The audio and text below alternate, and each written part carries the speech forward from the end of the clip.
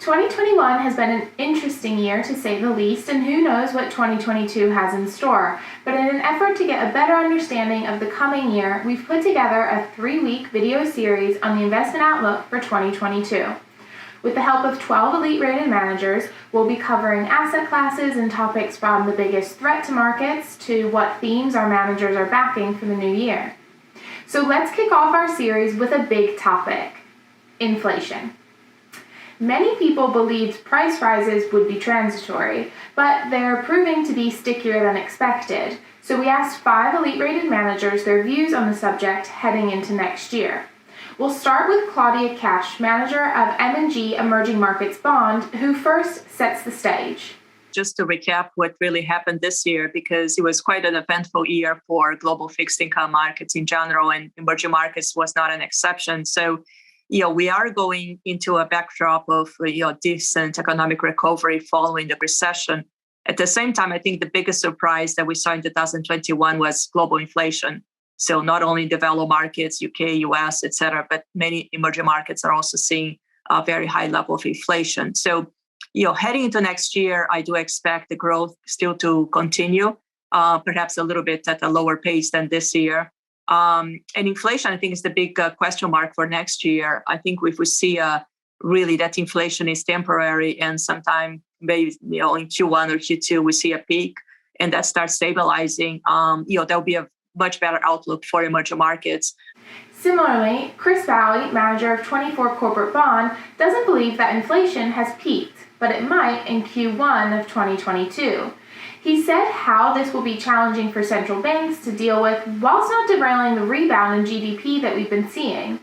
Dickie Hodgins, the manager of Nomura Global Dynamic Bond, agrees that Q1 will continue to have concerns, but is optimistic for the second half of the year.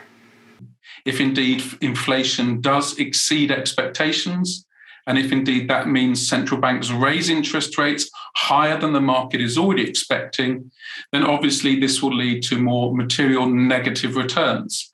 Some of these returns, however, will be offset by the level of income distribution that we'll be able to deliver in a strategic bond universe. So I do think for strategic bonds specifically, we'll be able to navigate through the first half and deliver returns in the second half of 2022. As Rob Walzer, co-manager of Bailey Gifford High Yield Bond, told me, it's easy to get bogged down with the anxieties about inflation, policy, geopolitics, etc. But despite it all, he remains optimistic for the outlook of high yield bonds. Whilst I think there might be bumps in the road, I don't think we should necessarily expect these things to get in the way of earning positive return from the high yield market in 2022. Yields on cash and government bonds remain so low that I don't think they're a sensible home for the capital of long-term savers. So yes, of course, there are risks, as there are in equities or property, for example, but over time, they are well rewarded. Anthony Willis, a manager in the multi-manager team at BMO, highlighted additional causes for concerns in labor markets, material shortages, and wage inflation. What we need to see is how that feeds into the service side of the economy and indeed through wages. I think if we start seeing wages seeing sustained increases, that's a big red flag for the central banks, and we need to watch out for that. So watch the central banks. If they become more aggressive on policy, I think financial markets are going to have a bit of a problem with that. Jean Mali, economist at JP Morgan, agrees that they're watchful of inflation. In particular, if inflation spikes in the developed world. And so if these material and labor shortages persist, and that creates wage pressures, it could lead to higher inflation for longer. Now, in that kind of scenario, central banks in the developed markets may have to adjust the pace of policy tightening, and that really could create some volatility in asset markets. Matthew Stainsbury's co-manager of Close Managed Income agrees that 2022 has the potential to be a volatile year. We've seen quite a lot of price inflation, and we think that's relatively short term, and we learn to live with that. The one that's probably more of a worry is wage inflation.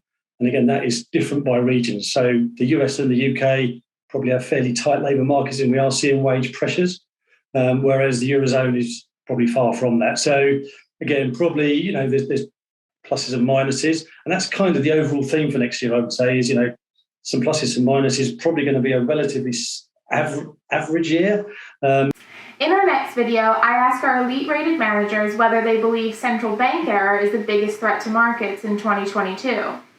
Remember to like and subscribe to be notified when the next video is published. And to learn more about any of the funds mentioned in today's video or to get more views on inflation, visit our website, fundcaliber.com, where we have articles, podcasts, and videos on the subject.